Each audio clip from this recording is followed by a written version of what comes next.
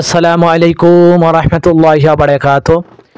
সম্মানিত দর্শক শ্রোতা দিনী ভাই ও বোনেরা, আশা করি মহান আল্লাহ তাআলা আমাদের সবাইকে অনেক অনেক ভালো রেখেছেন, সুস্থ রেখেছেন, আলহামদুলিল্লাহ। সমস্ত ফজল ও করম প্রশংসা সেই মহান আল্লাহ তাআলার জন্য, যেই মহান আল্লাহ তাআলা আমাদেরকে শারীরিক মানসিকভাবে সুস্থ রেখেছেন, হায়াতের জীবন দান করেছেন, সৃষ্টি শ্রেষ্ঠ জীব আশরাফুল মাখলুকাত হিসেবে দুনিয়াতে পাঠিয়েছেন, শ্রেষ্ঠ নবীর শ্রেষ্ঠ উম্মত হওয়ার তৌফিক দিয়েছেন। শুধু তাই নয়, যেই মহান আল্লাহ তাআলা আমাদেরকে পবিত্র মাহে রমজানের মতো এত বড় দৌলত এবং নিয়ামত দান করেছেন, সেই মহান আল্লাহ তাআলার দরবারে শুকরিয়া আদায় করছি, আলহামদুলিল্লাহ। লাখো কোটি দরুদ সেই রাসূলের উপর, যাকে সৃষ্টি করে মহান আল্লাহ তাআলা সৃষ্টিকুলের সম্মান, ইজ্জত, মর্যাদা, মর্তবা বহু গুণে বাড়িয়ে দিয়েছেন, সেই রাসূলের উপর দরুদ সাল্লাল্লাহু আলাইহি ওয়াসাল্লাম। সম্মানিত দর্শক শ্রোতা দিনী ভাই ও বোনেরা, যে যেখান থেকে এই ভিডিওটা দেখছেন সবাইকে জানাই আন্তরিক ধন্যবাদ এবং মোবারকবাদ। দোয়া করি মহান আল্লাহ তাআলা প্রত্যেকের জীবনকে যেন সুন্দর করে এবং দ্বীন ইসলাম অনুযায়ী চলার তৌফিক দান করেন, আমিন। তো আমরা ফাদালে রমজান থেকে, অর্থাৎ পবিত্র মাহে রমজানের গুরুত্ব এবং ফজিলত এবং পবিত্র মাহে রমজানের যে অন্যান্য ইবাদত আছে, বিশেষ করে রোজা, সেহরি, ইফতারি, তারাবি, ইত্যাদি ইত্যাদি ইবাদত সম্পর্কে কোরআন হাদিসের আলোকে সংক্ষিপ্ত আকারে আপনাদের সামনে উপস্থাপন করার চেষ্টা করছি। তো আমরা ইতিমধ্যে অনেকগুলো পর্ব অতিবাহিত করে ফেলেছি, যেখানে আমরা ফাজাইলে রমজানের গুরুত্ব, মাহাত্ম্য, মর্যাদা, ফজিলত সম্পর্কে আলোচনা করেছি। তো যদি আপনারা চান, অবশ্যই আমাদের প্লে লিস্টে ভিডিওগুলো আছে, আপনারা চাইলে সেই ভিডিওগুলো দেখে নিতে পারেন, এর দ্বারা আপনাদের দিনের লাভ হবে। তো আজকেও আমরা ফাজাইলে রমজান থেকে জানার চেষ্টা করব। ভিডিও শুরুর আগে আপনাদের সবাইকে অনুরোধ করব, ভিডিওটা শেষ পর্যন্ত দেখবেন এবং দিন প্রচারের উদ্দেশ্যে ভিডিওগুলো শেয়ার করে দিবেন ইনশাআল্লাহ, এবং পরবর্তী ভিডিও পাওয়ার জন্য আমাদের সাথেই থাকার চেষ্টা করবেন ইনশাআল্লাহ। আমরা আমাদের চ্যানেলে প্রতিনিয়ত ইসলামিক ভিডিও দিয়ে যাচ্ছি। তো চলুন কথা না বাড়িয়ে আমরা মূল আলোচনা শুরু করি। হুজুর সাল্লাল্লাহু আলাইহি ওয়াসাল্লাম ইরশাদ ফরমাইয়াছেন যে রোজা মানুষের জন্য ঢাল স্বরূপ, যতক্ষণ উহাকে ফারিয়া না ফেলে। মহা গুরুত্বপূর্ণ হাদিস, যদিও হাদিসটা অত্যন্ত সংক্ষিপ্ত, কিন্তু এর বিবরণ অনেক বড়। যাই হোক, এই হাদিসে আল্লাহ রাসূল ইরশাদ করেছেন যে রোজা মুমিনের জন্য ঢাল স্বরূপ, যতক্ষণ না উহাকে ফাড়িয়া না ফেলে। ঢাল হইবার অর্থ হইল, মানুষ যেভাবে ঢাল দ্বারা নিজের হেফাজত করে, ঠিক তেমনইভাবে রোজার দ্বারাও নিজের দুশমন অর্থাৎ শয়তান হইতে আত্মরক্ষা হয়। এক রেওয়াতে আসিয়াছে রোজা আল্লাহর আযাব হইতে রক্ষা করে, অপর এক রেওয়াতে আছে রোজা জাহান্নাম হইতে বাঁচাইয়া রাখে। এক রেওয়াতে বর্ণিত হইয়াছে যে কেহ আরজ করিল, ইয়া রাসূলুল্লাহ, রোজা কোন জিনিসের দ্বারা ফারিয়া যায়? তিনি ফরমাইলেন, মিথ্যা এবং গীবত দ্বারা।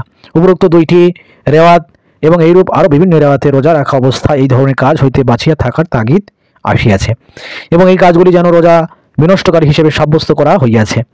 আমাদের এই যুগে রোজা রাখি আজে বাজে কথাবার্তায় মশগুল হওয়াকে সময় কাটানোর উপায় মনে করা হয়। কোনো কোনো ওলামায়ে কেরামের মতে মিথ্যা এবং গীবত দ্বারা রোজা ভঙ্গ হইয়া যায়।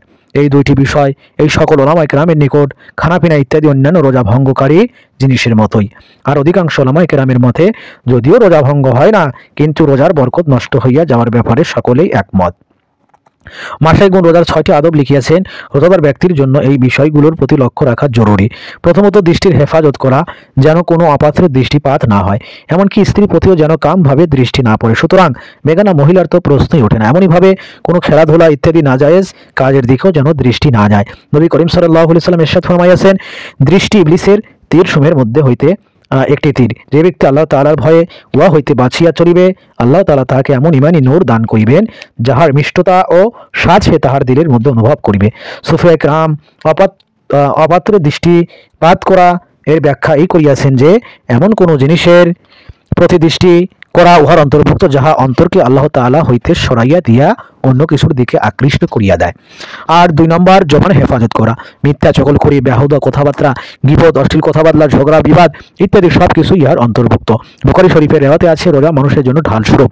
তাই রোজাদারের উচিত যে সে যেন তাহার জবান দ্বারা কোনো অশ্লীল বা মূর্খতার কথাবার্তা না বলে, যেমন ঠাট্টা, বিদ্রূপ, ঝগড়া, বিবাদ ইত্যাদি না করে। যদি কেহ ঝগড়া করিতে আসে, তবে বলিয়া দিবে যে আমি রোজাদার, অর্থাৎ যদি কেহ আগে বাড়িয়া ঝগড়া শুরু করিয়া দেয়, তবুও তাহার সহিত ঝগড়ায় লিপ্ত হইবে না। যদি লোকটি বুদ্ধিমান হয় তবে তাহাকে বলিয়া দিবে যে আমি রোজা রাখিয়াছি, আর যদি লোকটি বেকুফ অর্থাৎ নির্বোধ হয় তবে নিজের অন্তরকে বুঝাইয়া দিবে যে তুই রোজা রাখিয়াছিস, তোর জন্য এই সকল ব্যাহুত কথাবার্তার জবাব দেওয়া উচিত নয়। বিশেষ করিয়া গীবত এবং মিথ্যা হইতে বাঁচিয়া থাকা অত্যন্ত জরুরি, কেননা অনেক ওলামায়ে কেরামের নিকট ইহার দ্বারা রোজা ভঙ্গ হইয়া যায়, যেমন পূর্বে উল্লেখ করা হইয়াছে। নবী করিম সাল্লাল্লাহু আলাইহি সাল্লামের জামানায় দুইজন মহিলা রোজা রাখিয়াছিল। রোজা অবস্থায় তাহাদের এমন তীক্ষ্ণ ক্ষুধা লাগিল যে সহ্যের সীমা ছাড়িয়া গিয়া প্রাণ নাশ হইবার উপক্রম হইয়া গেল। সাহাবায়ে কেরাম রাদিয়াল্লাহু তাআলা আনহু নবী করিম সাল্লাল্লাহু আলাইহি সাল্লামকে অবগত করিলে তিনি তাহাদের নিকট একটি পেয়ালা পাঠাইয়া দিলেন এবং দুইজনকে উহাতে বমি করিতে বলিয়া দিলেন। উভয়ে বমি করিলে দেখা গেল যে উহার সহিত গোস্তের টুকরা এবং তাজা রক্ত বাহির হইয়াছে। লোকেরা আশ্চর্যজম্বিত হইলে হুজুর সাল্লাল্লাহু আলাইহি সাল্লামের সাথে ফরমাইলেন, ইহারা আল্লাহর দেওয়া হালাল রুজির দ্বারা রোজা রাখিয়াছিল বটে, কিন্তু পরে হারাম জিনিস ভক্ষণ করিয়াছে। অর্থাৎ দুই মহিলাই মানুষের গীবতে লিপ্ত ছিল। এই হাদিসের দ্বারা আরো একটি বিষয় জানা যায় যে গীবত করার কারণে রোজার কষ্ট খুব বেশি অনুভব হয়, যেমন এই দুই মহিলা রোজার কারণে মরণাপন্ন হইয়া গিয়াছিল। অন্যান্য গুনাহের অবস্থাও ঠিক তদ্রূপ। অভিজ্ঞতার দ্বারাও ইহার প্রমাণ পাওয়া যায় যে খোদাবির ও মুত্তাকি লোকদের উপর রোজার কষ্টের সামান্যতম প্রভাবও পড়ে না। প্রক্ষান্তরে ফাসিক লোকদের প্রায়ই খারাপ অবস্থা হইতে দেখা যায়। অতএব যদি কেউ চায় যে রোজার কষ্ট তাহার অনুভব না হোক, তবে ইহার জন্য উত্তম পন্থা হইল যে রোজা অবস্থায় যাবতীয় গুনাহ হইতে বাঁচিয়া থাকিবে, বিশেষত গীবতের গুনাহ হইতে, যাহাকে লোকেরা রোজা অবস্থায় সময় কাটাইবার একটি উপায় মনে করিয়া রাখিয়াছে। আল্লাহ তাআলা পবিত্র কোরআনে গীবতকে নিজের মৃত ভাইয়ের গোস্ত বলিয়া অভিহিত করিয়াছেন। হাদিস শরীফে ওই ধরনের বহু ঘটনা বর্ণিত হইয়াছে, যেগুলির দ্বারা পরিষ্কার বোঝা যায় যে যাহার গীবত করা হয় প্রকৃতপক্ষে তাহার গোস্ত ভক্ষণ করা হয়। একবার নবী করিম সাল্লাল্লাহু আলাইহি ওয়াসাল্লাম কিছু সংখ্যক লোককে দেখে ইরশাদ ফরমাইলেন, তোমরা দাঁতে খেলাল করিয়া নাও। তার আরজ করিল, আমরা তো আজ গোস্ত খাই নাই। হুজুর সাল্লাল্লাহু আলাইহি সাল্লাম ইরশাদ ফরমাইলেন, তোমাদের দাঁতে অমুক ব্যক্তির গোস্ত লাগিয়া রহিয়াছে। পরে জানা গেল যে তাহারা ওই ব্যক্তির গীবত করিয়াছিল। আল্লাহ তাআলা আমাদের সকলকে হেফাজত করুন, কেননা এই বিষয়ে আমরা খুবই গাফেল এবং উদাসীন। সাধারণ লোক তো দূরের কথা, খাস লোকেরা ইয়াতে লিপ্ত রহিয়াছে, যাহাদেরকে দুনিয়াদার বলা হয় এবং তাহাদের কথা বাদ দিলেও যাহাদেরকে দিনদার বলিয়া মনে করা হয়, তাহাদের মজলিসও সাধারণত গীবত হইতে খুব কমই মুক্ত থাকে। আরও আশ্চর্যের বিষয় হইল, অধিকাংশ লোকই ইয়াকে গীবত বলিয়াই মনে করে না। যদি নিজের অথবা কারো মনে একটু খটকা লাগেও, তখন উহাকে বাস্তব ঘটনা বলিতেছি বলিয়া চাপা দেওয়ার চেষ্টা করা হয়। নবী করিম সাল্লাল্লাহু আলাইহি সাল্লামের নিকট কেহ জিজ্ঞাসা করিল যে গীবত কি জিনিস, তিনি ইরশাদ ফরমাইলেন, গীবত হইল কাহারও পশ্চাতে এমন কথা বলা যাহা তাহার কাছে অপছন্দনীয়। লোকটি জিজ্ঞাসা করিল, যাহা বলা হইল যদি বাস্তবিকই তাহার মধ্যে এই বিষয়টি থাকে তবে কি হইবে?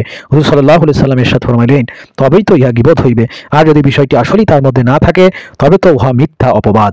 একবার নবী করিম সাল্লাল্লাহু আলাইহি সাল্লাম দুইটি কবরের নিকট দিয়া যাওয়ার সময় ইরশাদ ফরমাইলেন, এই দুই কবরবাসীকে আযাব দেওয়া হইতেছে, একজনকে এই জন্য যে সে মানুষের গীবত করিত, অপরজন পেশাব হইতে সতর্কতা অবলম্বন করিত না।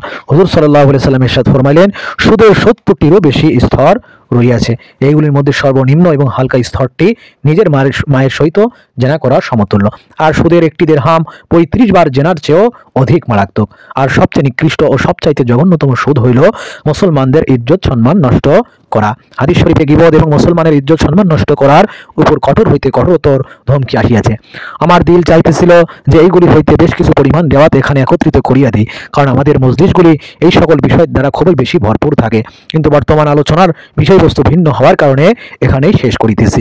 আল্লাহ তাআলা আমাদের সকলকে এই মুসিবত হইতে রক্ষা করুন, আমিন। বিশেষ করিয়া বুজুর্গ মুরব্বী এবং দোস্ত আহবাবদের দর বদৌলতে আমি গুনাহগারকেও যেন আল্লাহ তাআলা হেফাজত করেন, কারণ আমি বাতিনি রোগ ব্যাধিতে খুবই আক্রান্ত রহিয়াছি। অর্থাৎ হে আল্লাহ, অহংকার, আত্মগরিমা, অজ্ঞতা, উদাসীনতা, হিংসা, বিদ্বেষ, অন্যের প্রতি খারাপ ধারণা, মিথ্যা ওয়াদা খেলাপি, রিয়াকারী, জিদ মিটানো, গীবত, দুশমনি, এমন কোনো রোগ আছে যাহা আমার মধ্যে নাই।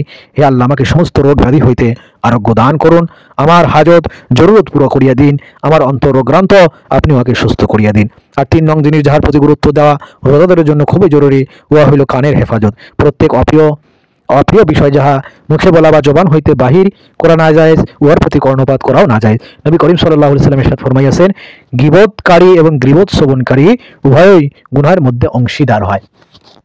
৪ নং জিনিস শরীরের অন্যান্য অঙ্গ প্রত্যঙ্গের হেফাজত করা, যেমন হাতকে নাজায়েজ বস্তু ধরা হইতে, পাকে নাজায়েজ বস্তুর দিকে যাওয়া হইতে, অনুরূপভাবে শরীরের অন্যান্য অঙ্গগুলিকেও বিরত রাখা, এমনইভাবে ইফতারের সময় পেটকে সন্দেহযুক্ত খাবার হইতে হেফাজত করা। যে ব্যক্তি রোজা রাখিয়া হারাম মাল দ্বারা ইফতার করে তার অবস্থা ওই ব্যক্তির মতো যে কোনো রোগের জন্য ওষুধ ব্যবহার করে কিন্তু উহার সাথে সামান্য বিষও মিশাইয়া লয়, ফলে তাহার সেই রোগের জন্য ওষুধটি উপকারী হইবে কিন্তু সাথে সাথে এই বিষ তাহাকে ধ্বংস করিয়া দিবে। আর ৫ নং জিনিস, ইফতারের সময় হালাল মাল হইতেও এত বেশি না খাওয়া যাহার দ্বারা পেট পুরোপুরি ভরিয়া যায়, কারণ ইহাতে রোজার উদ্দেশ্য নষ্ট হইয়া যায়। রোজার দ্বারা উদ্দেশ্য হইল কাম প্রবৃত্তি এবং পশু শক্তিকে দুর্বল করা এবং নুরানি এবং ফেরেশতা সুলভ শক্তিকে বৃদ্ধি করা। 11 মাস পর্যন্ত অনেক কিছু খাওয়া হইয়াছে, এখন যদি 1 মাস কিছুটা কমাইয়া দেওয়া হয় তাহা হইলে কি যান বাহির হইয়া যাইবে। কিন্তু আমাদের অবস্থা তো এই যে ইফতারের সময় পিছনের কাজা সহ এবং সেহরির সময় সামনের অগ্রিম সহ এত বেশি পরিমাণ খাইয়া লই যে রমজান ছাড়া এবং রোজা না রাখা অবস্থায় এত পরিমাণ খাওয়ার সুযোগ আসে না। রমজানুল মোবারক যেন আমাদের জন্য ভোগের উৎস হইয়া যায়।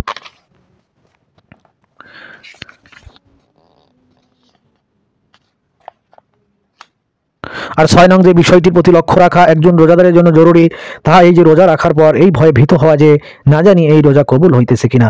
অনুরূপভাবে প্রত্যেক ইবাদত শেষ করার পর এই ধারণা পোষণ করা চাই যে যে সকল ভুল ত্রুটির প্রতি সাধারণত নজর যায় না, না জানি সেই রকম কিছু ঘটিয়া যাওয়ার কারণে এই ইবাদত আমার মুখের উপর মারিয়া দেওয়া হয় কিনা। নবী করিম সাল্লাল্লাহু আলাইহি সাল্লাম ইরশাদ ফরমাইয়াছেন, কোরআন তেলাওয়াতকারী অনেকে এমন আছে যাহাদের উপর কোরআন লানত করিতে থাকে। তিনি আরো ইরশাদ ফরমাইয়াছেন, কিয়ামতের দিন সর্বপ্রথম যাহাদের ফয়সালা হইবে তাহাদের মধ্যে একজন শহীদ থাকিবে, তাকে ডাকা হইবে এবং দুনিয়াতে তাকে আল্লাহ তাআলা যে সমস্ত নিয়ামত দেওয়া হইয়াছিল সেগুলো স্মরণ করাইয়া দেওয়া হইবে। আর সে ব্যক্তি সমস্ত নিয়ামত স্বীকার করিবে, অতঃপর তাকে জিজ্ঞাসা করা হইবে যে এই সমস্ত নিয়ামতের সে কি হক আদায় করিয়াছে। সে আরজ করিবে, তোমার রাস্তায় জিহাদ করিয়াছি, এমনকি শহীদ হইয়া গিয়াছি। এরশাদ হইবে, তুমি মিথ্যা বলিতেছ, বরং জিহাদ এই জন্য করিয়াছ যে লোকে তোমাকে বাহাদুর বলিবে, আর তোমাকে তাহা বলা হইয়াছে, অতঃপর হুকুম হইবে, ফলে তাহাকে উপর করিয়া টানিয়া জাহান্নামে নিক্ষেপ করা হইবে। অনুরূপভাবে একজন আলেমকে ডাকা হইবে এবং তাহাকেও ঠিক একইভাবে আল্লাহ তাআলার সকল নিয়ামত স্মরণ করাইয়া জিজ্ঞাসা করা হইবে যে এই সকল নিয়ামত লাভের বদলায় সে কি আমল করিয়াছে। সে আরজ করিবে, ইলম শিখিয়াছি এবং মানুষকে শিখাইয়াছি, তোমার সন্তুষ্টি লাভের জন্য কোরআন তেলাওয়াত করিয়াছি। এরশাদ হইবে, তুমি মিথ্যা বলিয়াছ, বরং তুমি উহা এই জন্যই করিয়াছ যে লোকে তোমাকে বড় আলেম বলিবে, সুতরাং দুনিয়াতে উহা বলা হইয়াছে, তাহার ব্যাপারে হুকুম হইবে, ফলে উপর করিয়া টানিয়া জাহান্নামে নিক্ষেপ করা হইবে। তেমনিভাবে একজন ধনবানকে ডাকা হইবে এবং নিয়ামতসমূহ উল্লেখ করিয়া তাহার স্বীকারোক্তি নেওয়ার পর জিজ্ঞাসা করা হইবে যে আল্লাহর এই নিয়ামতসমূহের দ্বারা সে কি আমল করিয়াছে। সে বলিবে, নেক কাজের কোনো রাস্তা আমি ছাড়ি নাই যেখানে মাল খরচ করি নাই।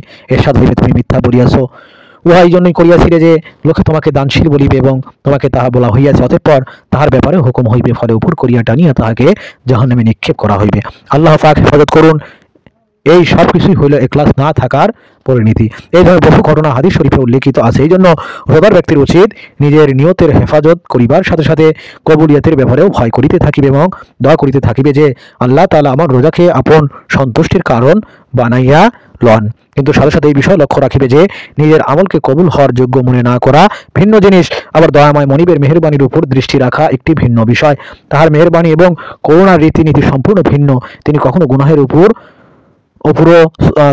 গুনাহের উপরও সওয়াব দিয়া দেন, সেক্ষেত্রে আমলের ত্রুটি বিচ্যুতি কথা না বলিলেও চলে। তো এই জন্য আমাদের প্রত্যেকের উচিত যে রোজা রেখে এই বিষয়গুলো খেয়াল রাখা, অর্থাৎ পবিত্র মাহে রমজানে রোজা রাখার পরে অঙ্গ প্রত্যঙ্গের হেফাজত করা, মুখের হেফাজত করা, চোখের হেফাজত করা, জবানের হেফাজত করা, কানের হেফাজত করা, হালাল মাল দ্বারা ইফতার করা, হালাল মাল দ্বারা সেহরি করা, অর্থাৎ রোজার যে হক আছে এই হকগুলো আদায় করে রোজা রাখার চেষ্টা করা। তো মহান আল্লাহ তাআলা আমাদের সবাইকে সঠিক বুঝদান করুক, আমিন।